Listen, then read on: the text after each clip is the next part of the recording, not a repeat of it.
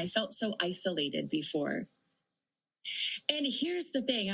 I feel like the collective is changing, and that healing that mother wound and coming into this divine femininity is so important. And I mean, as crazy as what it sounds, that will save the world. Absolutely. It's women. But we have to heal ourselves and step into our power in order for that to happen. Welcome to Mama Drama Trauma Academy, where we learn to let go of the mother we want in order to accept the one we have, our intuition. I'm Tammy Taylor, your manifestation muse, musing you to have the courage to care for yourself more than mama, the drama, or the trauma.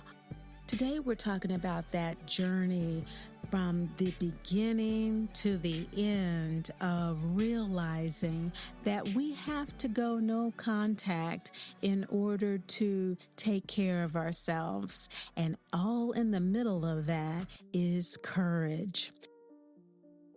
Today, I'm talking to a woman who has developed, and I have to say developed because it takes a while. It has to be something we want, something we cultivate, and really value. And so I'm speaking with a woman who has the courage to care about herself more than mama, the drama, or the trauma. You know, when you really get to the heart of it, when we say, well, I set up boundaries, but they're not being respected, what we're really pointing to is our indecision about the boundary. Because when we truly have the courage to take care of ourselves, they cannot be denied. And this is really important because without this courage, getting outside of that loop is just really impossible, because ultimately we do have to make decisions about our care. That's what makes boundaries work.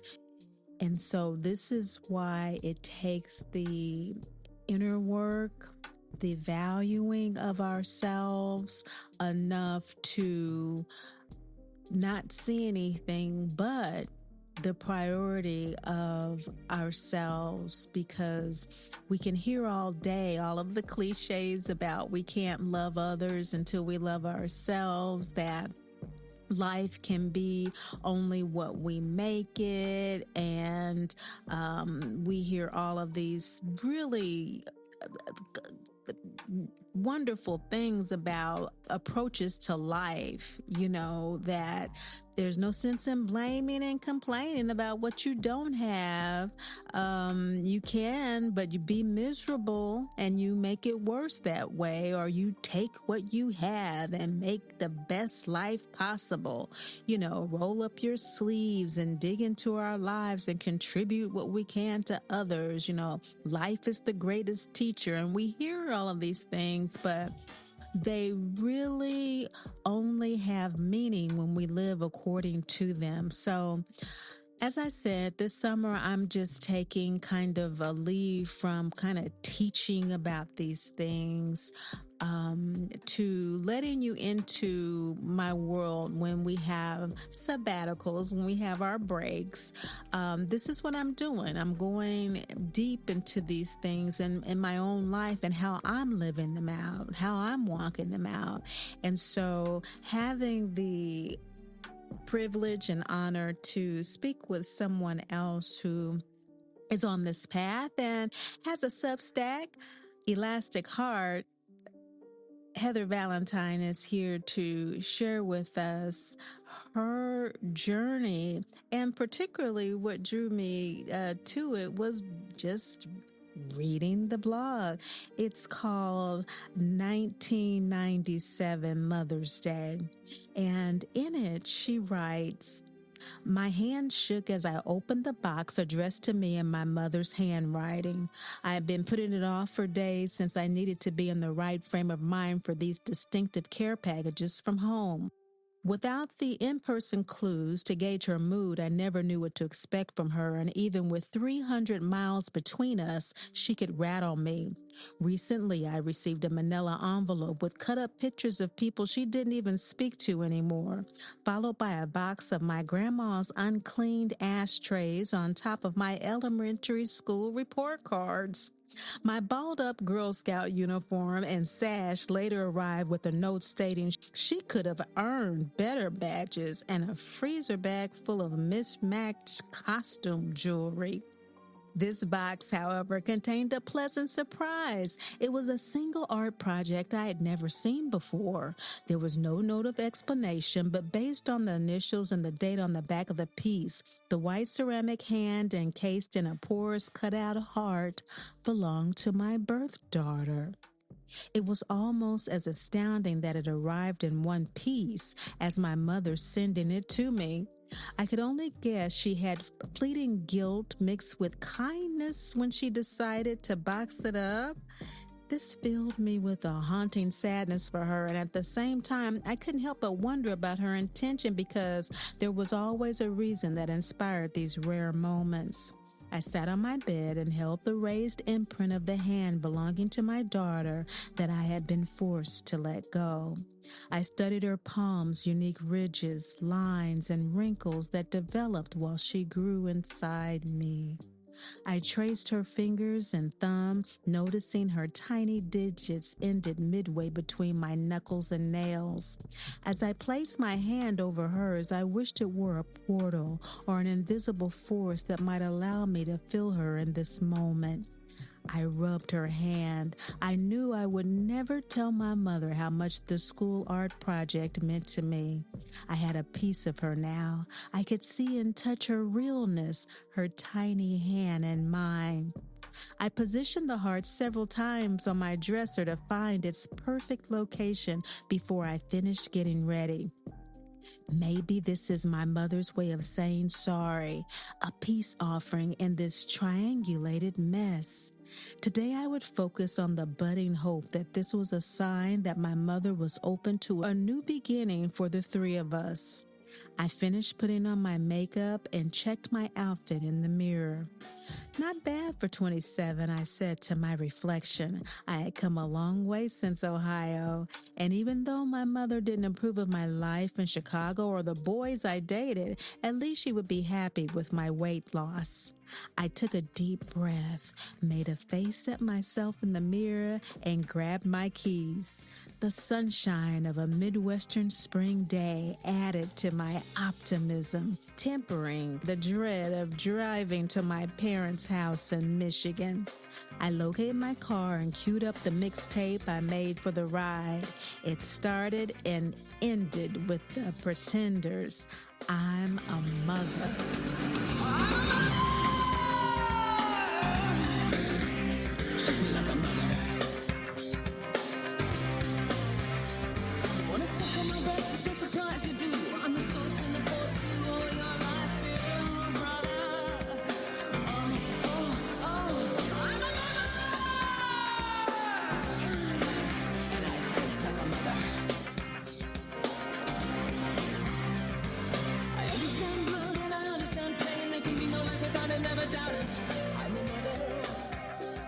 Thank you so much for agreeing to do this.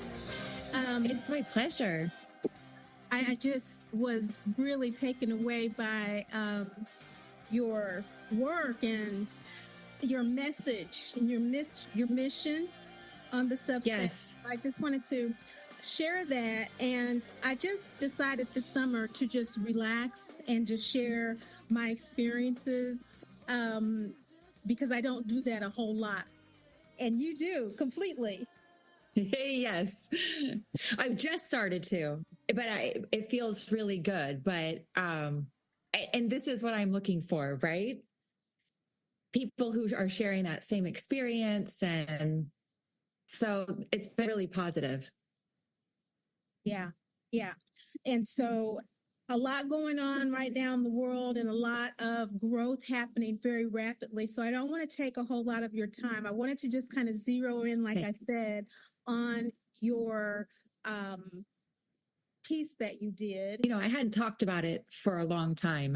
There's been like lots of secrecy and shame surrounding it. So I think when you step into your truth and you tell it and you want to step into it even more, right? It's so freeing. And all of a sudden your vibrations are attracting the right kind of people, you know?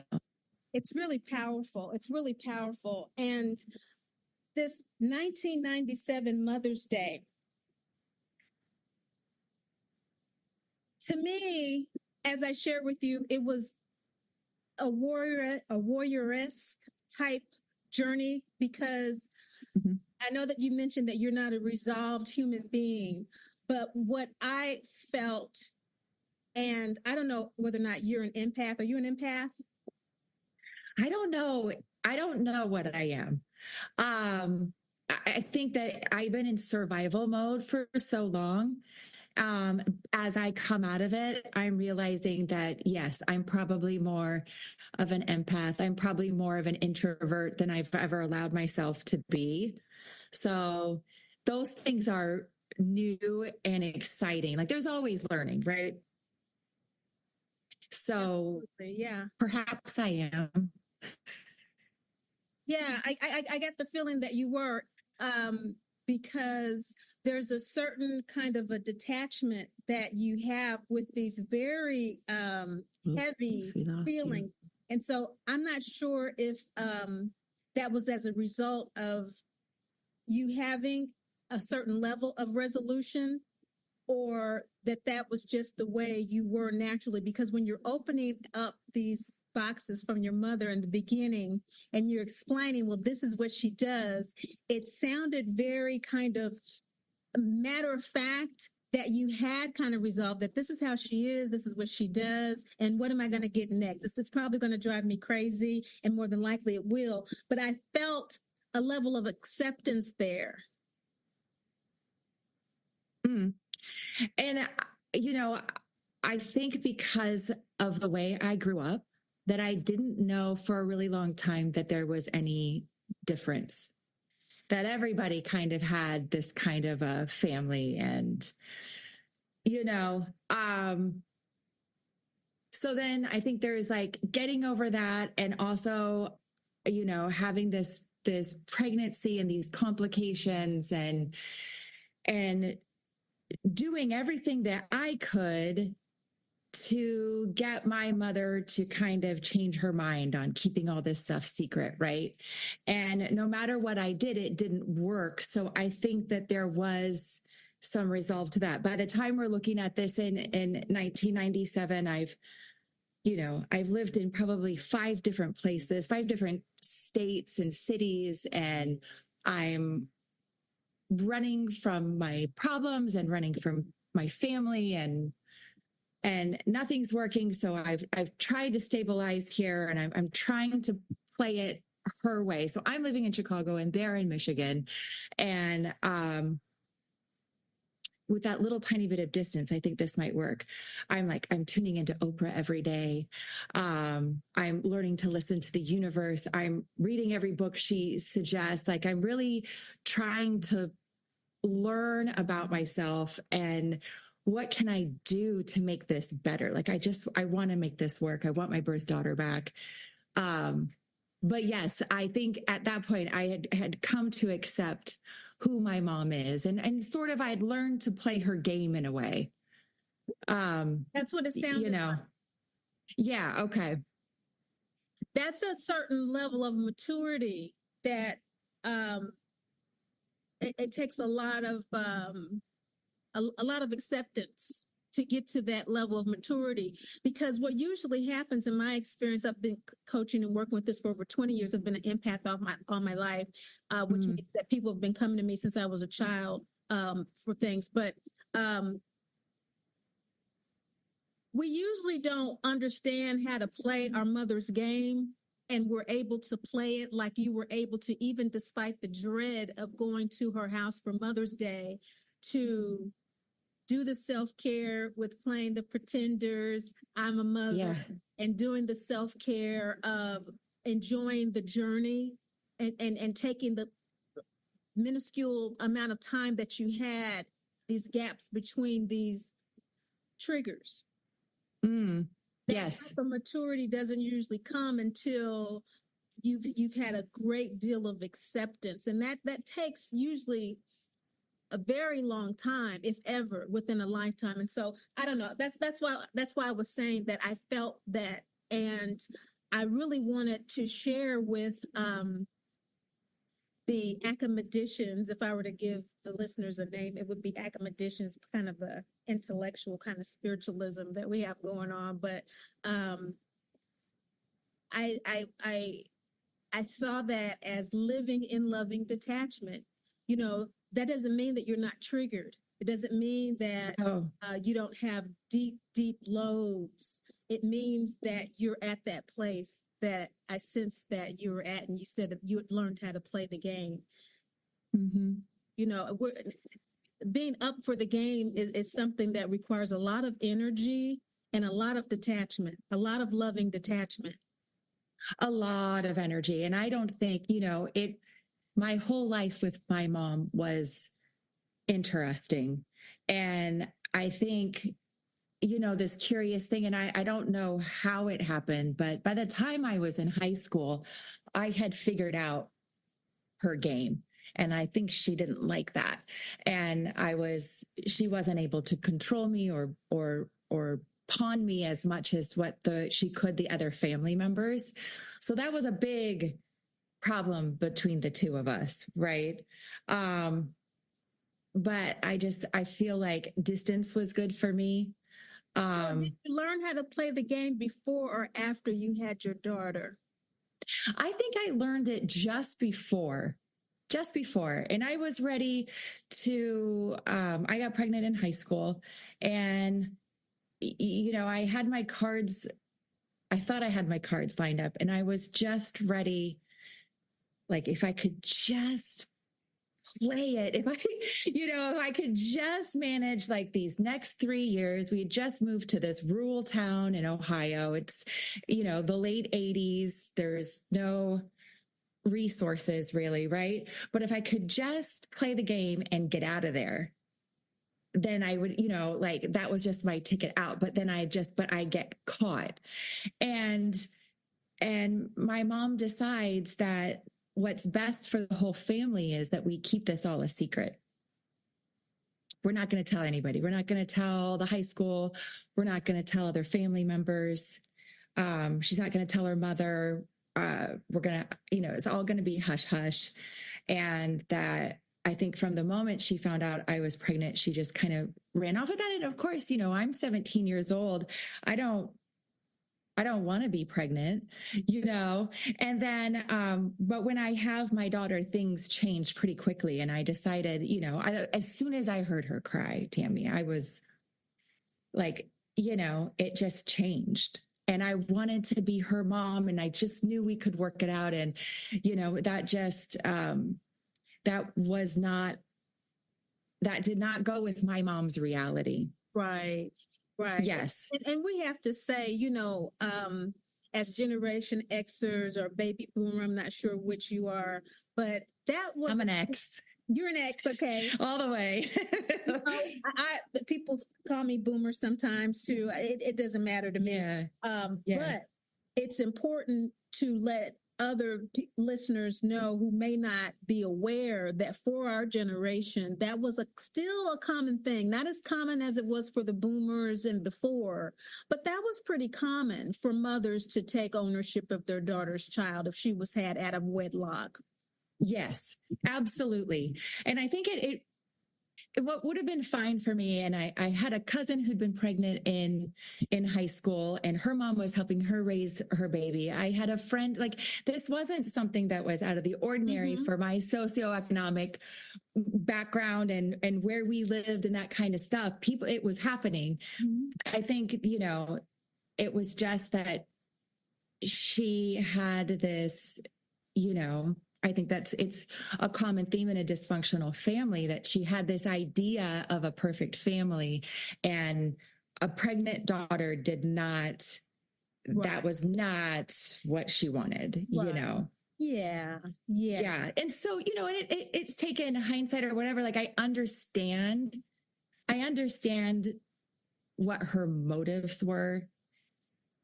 I just think that she just got lost in other stuff besides loving her daughter. Yes. In her own unresolved mother wound issues. Like, like as far back on the maternal side as I can, the stories I know, the women, it's all the same. It's this repetitive thing. My mom was raised predominantly by her grandma.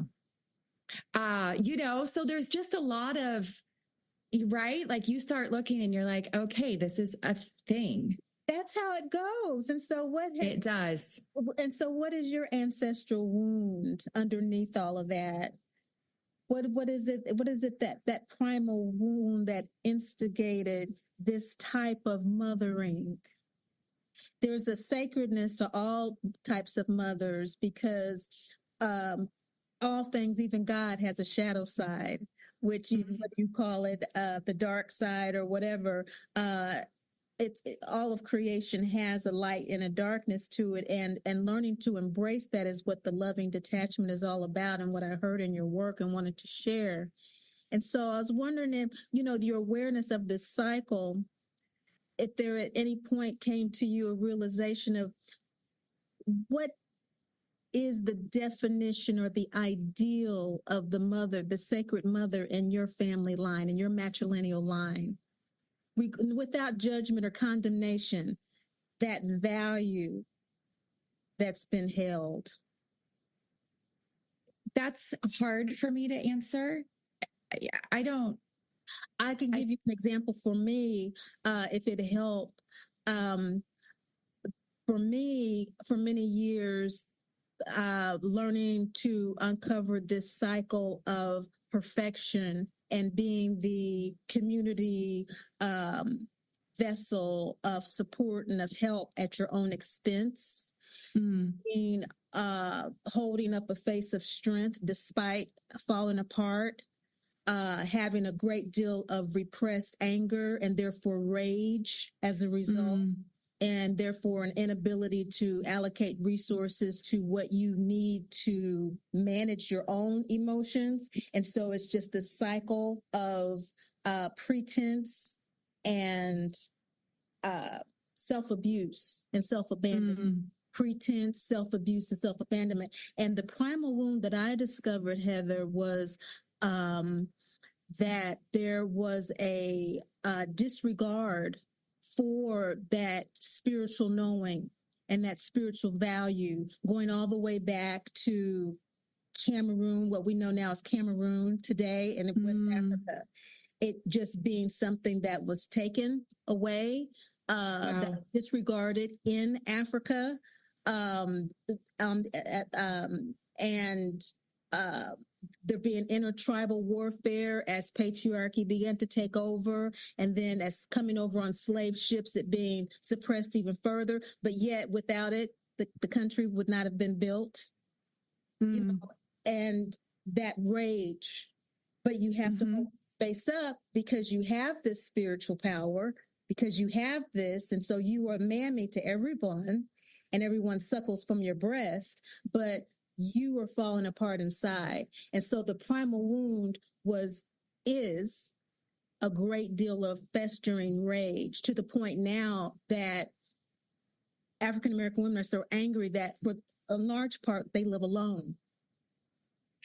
Because you can't be yourself around people, because they're going to see more quickly now how imperfect you really are. And so it's important that you put this pretense up that you are the boss, you are in charge, you are this, you are that, but you can't live with anyone, because lest anyone really find out a second of that imperfection, you're done. So that's the primal wound, is the rage. And so the value is to raise daughters like that so that they can survive in this world. Mm. And so that's what's sacred. What's sacred in motherhood is that your daughter survives, whether she lives to be healthy, happy, or whole. That's irrelevant, but that she survives. That's the sacredness of motherhood. And so, without judgment or condemnation, okay, that's a lot. And I think I have fought for my own life for so long that I don't even know. And I think that that's part of my privilege, that I haven't even thought about what came before me to a large extent. But I know that there's, I know it's steeped in a lot of religious abuse. There's a lot of sexual abuse. There is a lot of emotional abuse. There's a lot of shame. There's so many secrets.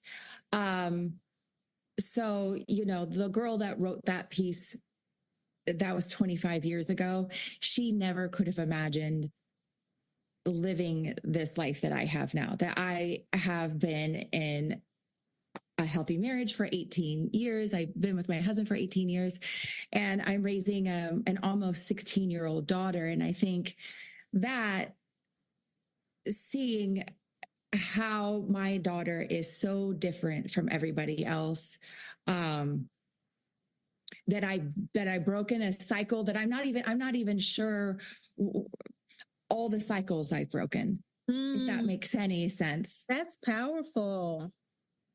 You don't have to know. Okay. Yeah. But I'm, you know in your heart, and that elasticity of the heart that you were talking about is it's so powerful, because that is the brain. Right. And I just have always felt that it's my purpose. It was my purpose to just figure out how I could do better. And and I think about those women in my family, and I think about my mom, and I think about my grandma and my great grandma and their sisters. And I just feel like there's some peace there for them too, in breaking this kind of cycle. And for them, just these, there are still hands that hold up my 15-year-old now. Yes, absolutely. Yeah. Yeah. And as you heal, you do heal your ancestral line. Absolutely. I feel that. And there's so much appreciation for that. And it alleviates so much heaviness and toxicity for them. They're able to, like you said, greater assist you from the other side, because that is such a relief, and forgiveness is so powerful. Yes. So the loving detachment is something that you don't really have a precise thing to put it to, but you do remember that it was before you got pregnant that you had learned how to play your mother's game. How did that change your dynamic with your mother? You said that she didn't like it. The best times I've ever had with my mom, she's been in control. And it's when I'm doing what she wants me to do, and I'm complicit, that things go well. But the moment I am my individual self, or I'm just not her, her carbon copy, then it's not good. And, and unfortunately, it's still like that. So, and I don't always know.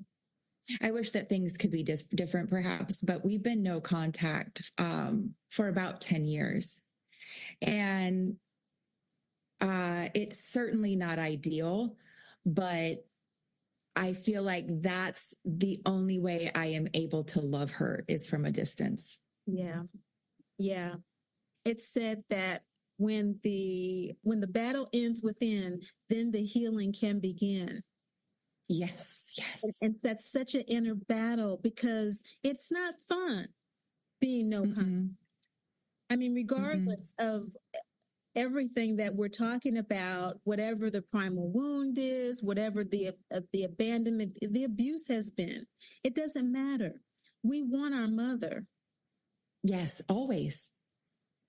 Always, no matter how damaged the things that she said or done. Yes, you still want your mom. I still want her love. I still want approval. I still wish, I wish things were not the way they are. But I feel like I'm able to mother myself by giving my 15-year-old all the things I needed. And that helps to heal myself and heal the line. And that part feels good. The Mama Drama Trauma Healing Oracle deck is a gentle, loving, irreverent way of connecting yourself to your feelings so that you can learn to trust your intuition. Yes, we are divine, but we are also human. Learn to live in loving detachment from all of the conditions that make you feel detached from that divinity. It's within you. You see it in everything else. For empaths with the mother wound, go to mamadramatrauma.info. In the time that we have remaining, I know we could talk for hours, but I would be interested to know if you'd be willing to share what that kind of come to Jesus moment was for you, or the showdown with your mom was like before the no contact.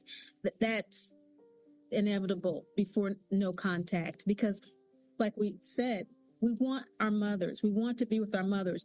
And so something very drastic always precedes the no contact. Would you be open to sharing what that was for you? I know that for me, it was actually a fight, and we had never fought. And that for me was, no, just couldn't. Yeah. Not doing this.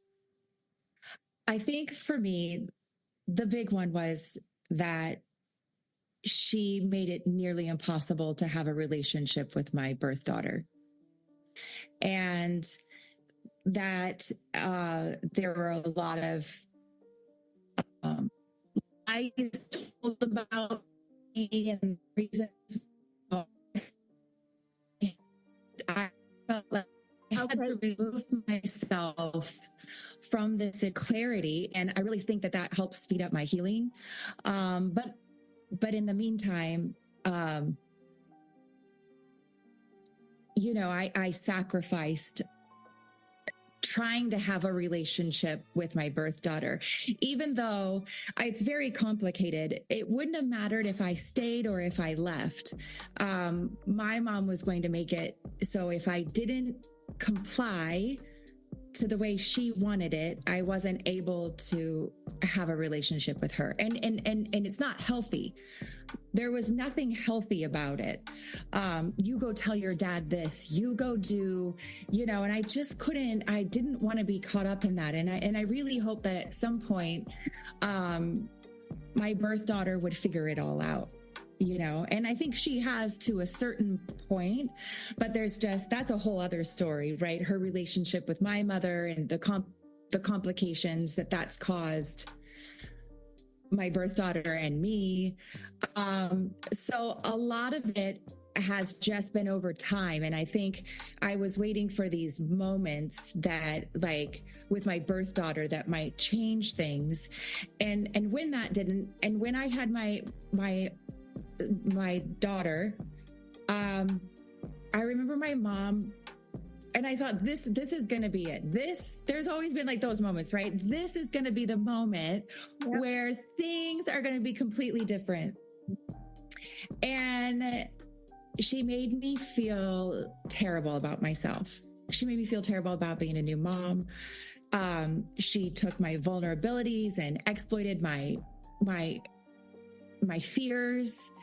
And I had paid for her to come. So I'm in Southern California now. So I had paid for her to come out, and when she left and the things that she said to me on the phone, I couldn't believe, right? So then there was just another blow. It's always this, like, now is going to be the time, but then it would just be the same or it would be worse. And so my daughter was 2 years old and it was her birthday, and I was having a conversation with her on my balcony.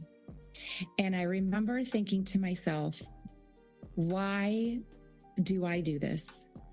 What am I gaining from this? It doesn't matter if I send a card or I don't. It doesn't matter if I make the phone, no matter what I do, I'm wrong.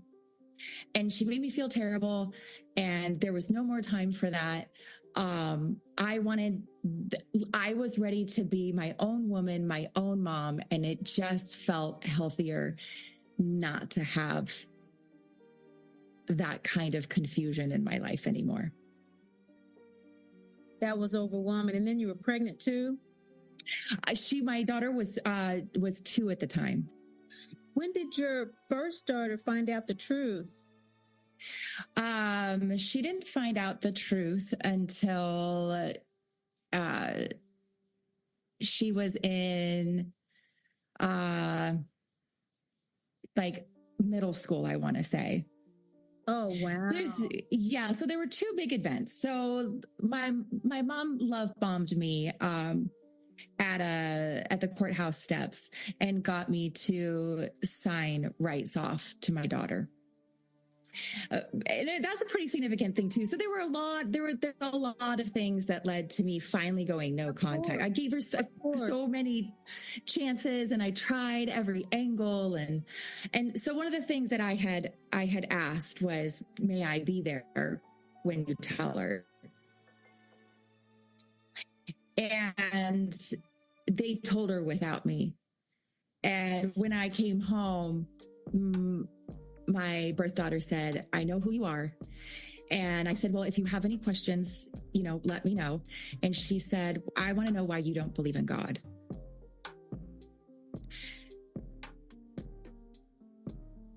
Devastating. That's just like when you were at the Mother's Day, and days before, you just get this beautiful little art thing that your daughter made with her ceramic hand and a heart. And that symbolism is powerful within itself. Heart and hand, that symbolism. Yes. Anyway, and then she takes her on the Girl Scouts, and your little girl is talking to you over there in the corner playing. And she says, yeah, we went to Chicago. She didn't say 4 blocks away from where you were, but that's the same vibe. It was always, I just could never understand why. And then when I'm raising, my second daughter, when I have an opportunity to raise that, there's that, the more I was able to be a mom, the less I understood my own. How could you do this to your child? How could you, all those things. And I just have to think that that it's just her own trauma. There must be a chemical imbalance, I always feel like I'm searching for the reasons why. But all those things, it was just time. It was time that I had to get out from under that chaos to have clarity and fulfill that purpose of ending that stuff. It's a heavy karma. It's a real heavy karma, because we come to that realization outside of our rational, logical selves. It's just a realization that hope, after we have expended hope after hope, literally, in order for us to live. See, people don't understand. It's It's something that unless you have to do it, you really don't understand. You know, it's a discernment.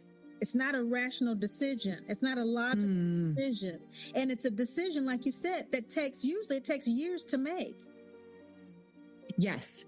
Years. And most of those years, you're not going to do it. That discernment keeps coming up. That thing in your gut keeps coming up, telling you, if you want to keep living, if you want to keep breathing, if you want to exist on it, it keeps coming. It keeps coming back and telling you that. But again, hope after hope that, no, that's not what I'm really sensing. That's not what, no, she must have meant this. There just comes a time. There does. And like, you know, the great Maya Angelou said, when someone shows you who they are, right? And I think it gets so complicated though when it's your mother. But I think when you tune into the universe will just like, it's the whispers and the, you know, what as Oprah says, it's the slap up the head, it's the bricks until, you know, and I just knew that I wasn't going to finish my life like that. If not me, then who? Exactly. We've covered then, I think, and this is transitioning into now. Yes. That takes us right to, you know, you made the decision after all of the agonizing about it and having a new daughter and having the rejection complete from your mother and your daughter. That was complete. And that's another kind of a karmic sign too. It's like a door that's been closed, you know, from our soulmates. Yes. You know, these are souls that we've known many lifetimes, and so we're here to help each other with lessons. But when they close the door on us like that, like, you know, you move on. And so I want to hear how you've done that. Okay. If this is your first time joining us here at MDT Academy, we are thrilled to have you. Our mantra, the foundation of our teaching here, and if you don't have the healing oracle deck that supports our daily practice of living and loving detachment, it's all you need, is our mantra. And it goes, I am a dearly loved divine child of the great Mother, Father, God, who is never judged, condemned, or left alone. Now we understand there are consequences for our actions, both good and bad, and we judge them based on our perspective, and that is how we perceive our experiences, which is why the mantra is central to Agam Editions here at MDT Academy. All right. We were talking about how you made the decision, you have this whole new life, and I know there's I have a whole new life, but there's still always this hole because of my birth daughter. So where I can feel really good about some things, and I'll tell you that my second pregnancy was really complicated, and especially after she was born. I don't know if I had postpartum, but it was so complicated. And so there's always this feeling like, yes, I'm as far across the country as I can get, you know, physically. I'm in Southern California at the ocean's edge, you know, and yes. And I've been in therapy. I've been through, terrible relationships, and I've sorted all these things out one at a time. It's like, just, you know, I just always felt like, again, that Maya Angelou, like, she's one of my heroes, right? That when you know better, you do better. And I just always remember, like, okay, it's this thing. Okay, now it's this thing. And so, you know, I had picked a healthy man, and I'm trying to do these things, and I have a second chance, and I have a daughter. Like, I just didn't even think I would be gifted a daughter. I had a boy's name all picked out, and I'm ready to go. And it feels so great, but it always feels so bad. There are these pieces of me that I just wish we're different. The grief. Oh, it is never ending. The grief, that elasticity of the heart that you're talking about, that's real. I mean, yes, it has real. To stretch, and it feels like it's dragging on the ground sometimes. It really does feel like your heart is dragging on the ground. And that lull, yes. that painful lull between the gut and the heart. It's just that lull, that pain that's just always there. And that just never yes. goes away. It's just because there's that, you can't let go of the mothership. You can't let go of, it's a bond. It's a mother bond. It's a bond. And I knew it from the minute she came out of me, my birth daughter, and she cried. There is a bond. It's undeniable. And there's one between me and my mom. I don't know. She must feel it. She must feel it in her own way, or just like, but they're there. Yes. And so that, I think, for as good as what my life always is, and probably, Tammy, for the rest of my life, it'll be like this. There's always going to be this, those pieces that just feel, sad. But hopefully I'm doing more good. And, who's to say, like, I just always hold on to hope that my birth daughter and I will be able to have a better relationship than what we do right now. But, that's only time will tell. If you were to reframe it, and considering that you are carrying this burden as you have moved into, it is a new life. It's a life that you have earned through, like you said, incremental challenges and relationships and hard work.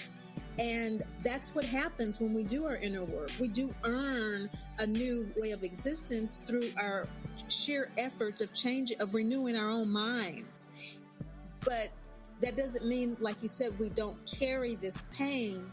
But if you were to reframe this burden that you carry, Heather, instead of carrying a burden, that you are carrying a blessing in relationship to your mother and your daughter, what would you say that blessing is?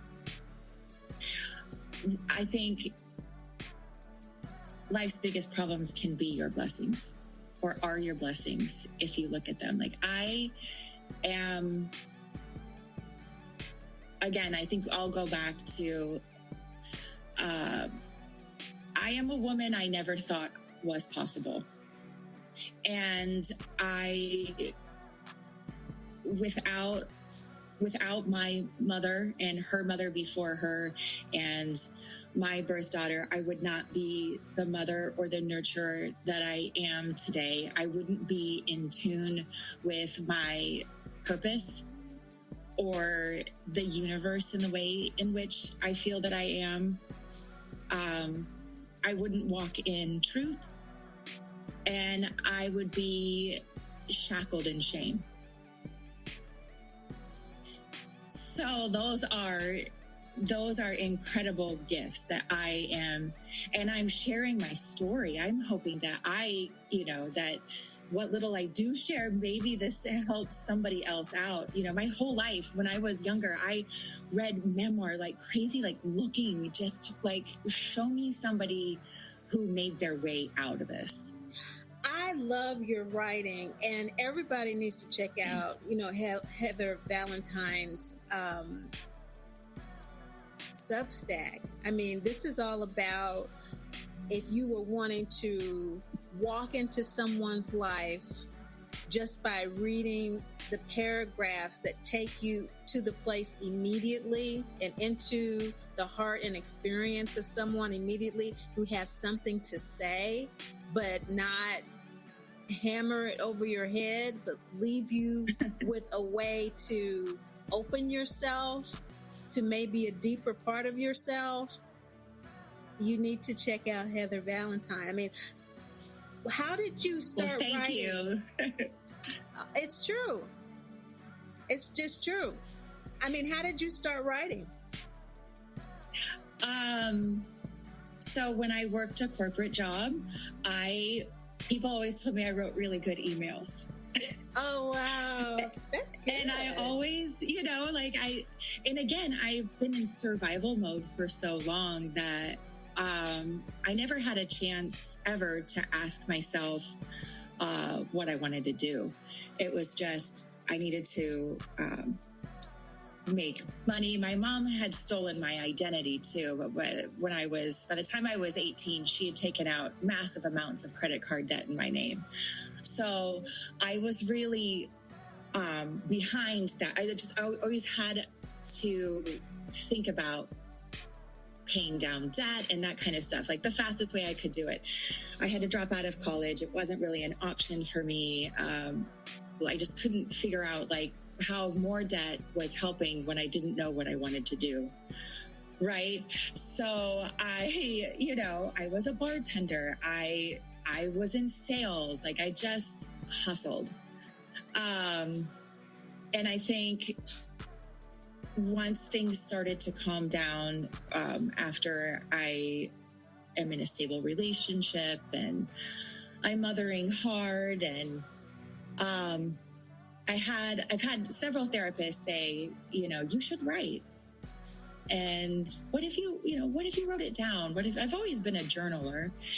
And during COVID, I joined a writer's group, and it just kind of went from there.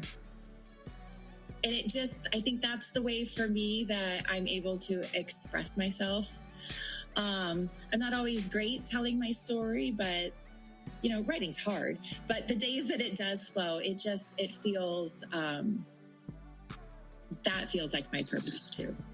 You tell your story very succinctly and very directly. And so it's not a matter of not being good at telling your story. You tell your story in a way that's not common. And whether it is because most of us have been trained to believe that we have to create a huge narrative with a lot of filler, or whether most people are full of it. Some of the best writers write the way that you speak, and the way that you speak is the way you write. I think that's a good way of communicating, because you get straight to the point. And this point that you've been talking about, as far as you not really defining where you are, or saying, well, I'm at this point in my journey, or I know this about me, or I don't. This is getting back to what you call your Substack, Elastic Heart. And so This is where you are now. And so I want to talk about that. It says Elastic Heart. This is Heather's Substack. It says, sometimes you have to look back to realize how far your heart can stretch without breaking, exposing my secrets and sharing the emotional landscape of personal growth. You can't be more direct than that. But the thing is, you're talking about stretching your heart without having it break. Tell us how you came into that. Well, I'm still here. Yeah. So you know a little bit of something about it. And I feel like,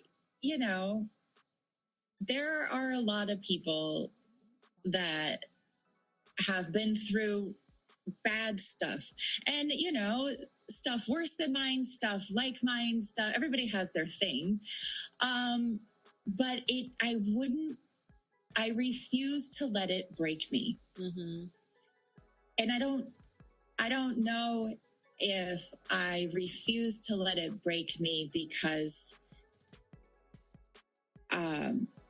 I felt like that's what my mom wanted.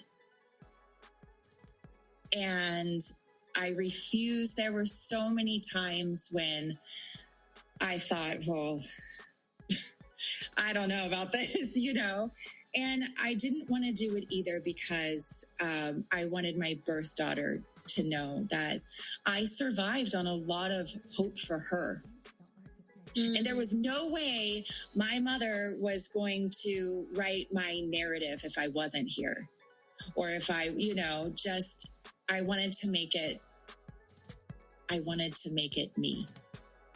That's really powerful. And part of it's sharing my story. I've been silenced, and, my family members don't want me to talk about this. And I've been told that what I'm saying isn't true, and the cornerstone of a dysfunctional family is dishonest harmony instead of honest conflict. And so here I am sharing, and it feels incredible. It does. It really does. I mean, it just airs everything out. Yes. And it doesn't seem like, when you put light on the truth, and when you talk the truth, and when you speak that kind of stuff, and you get it out. It's really so small once it's outside of your body. Especially when you have that kind of power, because I don't know whether or not you subscribe to this kind of thinking, but what kind of shadow love is that? That you have a soul that has agreed to be your mother, and there's a contract. This is a soul contract that is all about you evolving in self-love and your own spiritual independence. And this soul has agreed to coerce you into doing that by denying you the very love that you need, or that you thought you needed from her. And it has agreed to say, no, I'm going to support your evolution in learning to love yourself. Not getting it from me. As a matter of fact, I'm going to let you know in every which way I can that you're not getting it from me. And that's so interesting, because there are a lot of times, and I think that maybe I put it into this perspective too, because I can't imagine that I was just one of those souls, and they said, all right, you're going to have a lot of support. There are a lot of ancestors and stuff, and maybe you don't know this woman, but you're going to go down there and you're going to fix this mess once and for all. I don't know. That too. Yes, ma'am. Yeah, because... And I don't want to do this again, so I'm going to fix it while I'm here. Right. I don't want to repeat these lessons, Right. Right. And when you do, you get rewarded.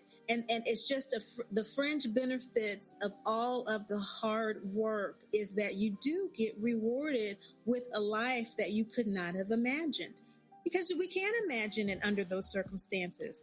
And that's why I call it a shadow love.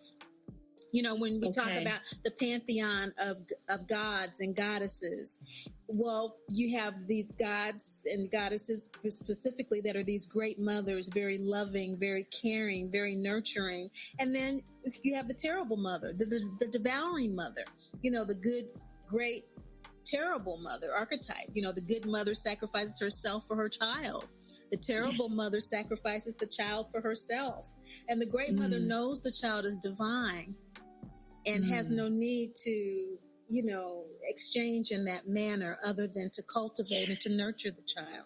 And so those are very real archetypes, because those are our mothers throughout our DNA and throughout our ancestral lines. They're not gods and goddesses. They are people who lived in a completely different energetic space than we live in today. You know, they embraced and they lived in their divinity. And so from our perspective, you know, we think, oh, wow, they were doing all of these wild things. And no, we have the capacity, we have the power, as you have demonstrated, to transform our lives. We can do that. You know, and that's what all of them did. And that's what all of them do. But there are the shadow, the devouring mothers, and it's a shadow love. You know, there's a yin yang to everything. And I think I love that. Yeah. That's great for me to think about. There's a shadow love. And that love is when sometimes, in my experience in working with people with this, I find that we've gotten to a point in our evolution where we are about to go on past this realm and have choices in our incarnations moving forward, whether we choose to come into the material or whether we stay in the astral or the causal planes.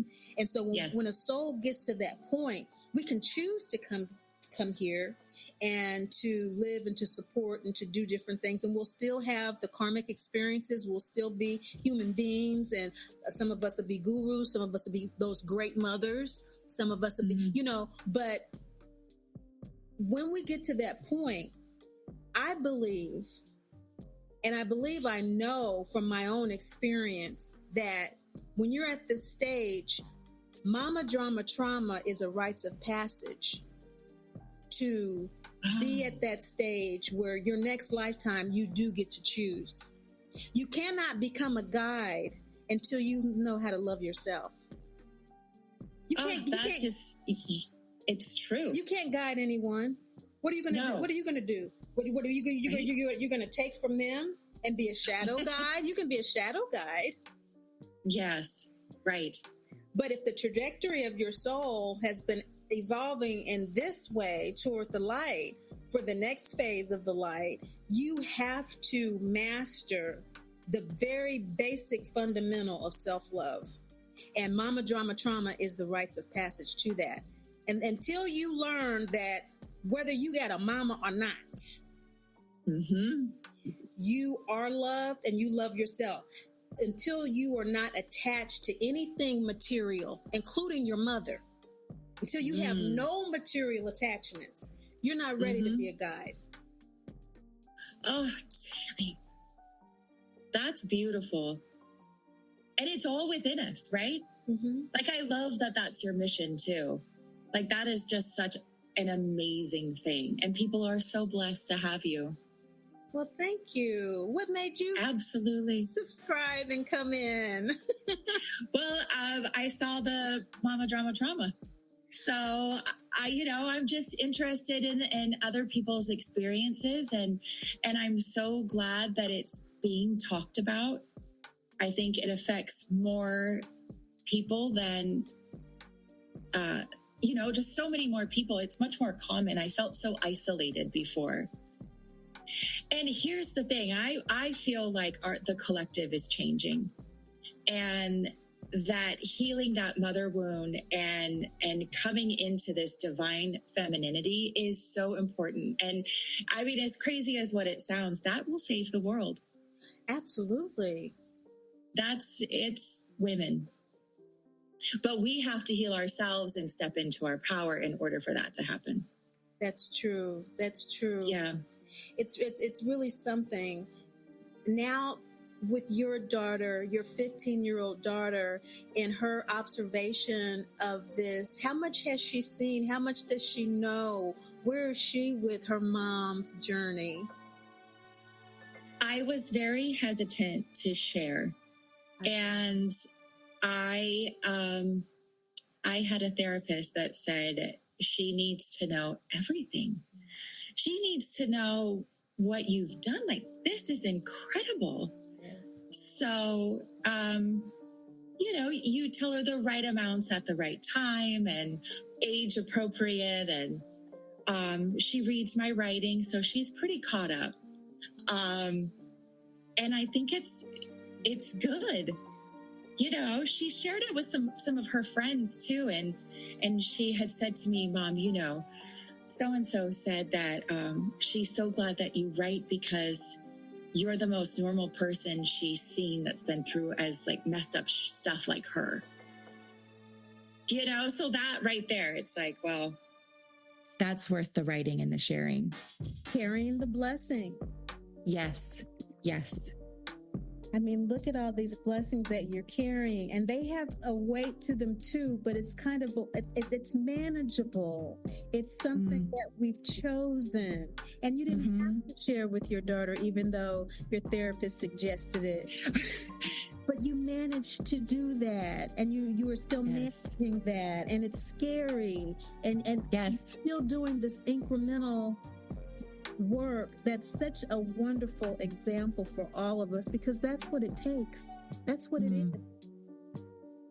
And to watch, there's no other way. And to watch my daughter at 15, nearly 16, be in an environment where she says it's her safe place and where she wants to come home to, and seeing her,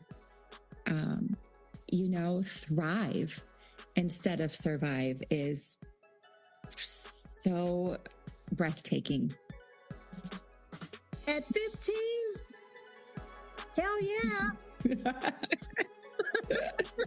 This is what she's saying. This is what she wants. These are the blessings for doing this.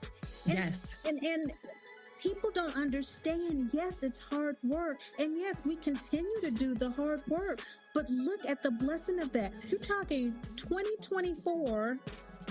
You have a 15-year-old who says home with her mom is her safe place. It's where she wants to come. You are the only person that she knows that is normal after all of that you've been through. And she knows because you took the emotional risk of extending your heart and stretching your heart even more. And just like any exercise, the more you do it, the stronger you get. Yes. And I do. I feel stronger the more I share. That's a beautiful thing. Yeah. This is what she's seeing. This is what no one else is demonstrating this. And so she has to come home to see it. She has to see the other, you know. And so I just want to honor you and just thank you so much. What else do you want to share before we go about where you are now in your journey that you think may be useful for someone who might be struggling where you were and where you still may be in some areas that you're working on? I think the thing to know is that it's okay not to be a resolved human being. And it's okay to be right where you are and to stay in the fight. Amen. Amen. Thank you so much, Heather. Tammy, this was my pleasure. This was wonderful. Such a beautiful light. And I'll be reading more, and you should too, at Elastic Heart on Substack.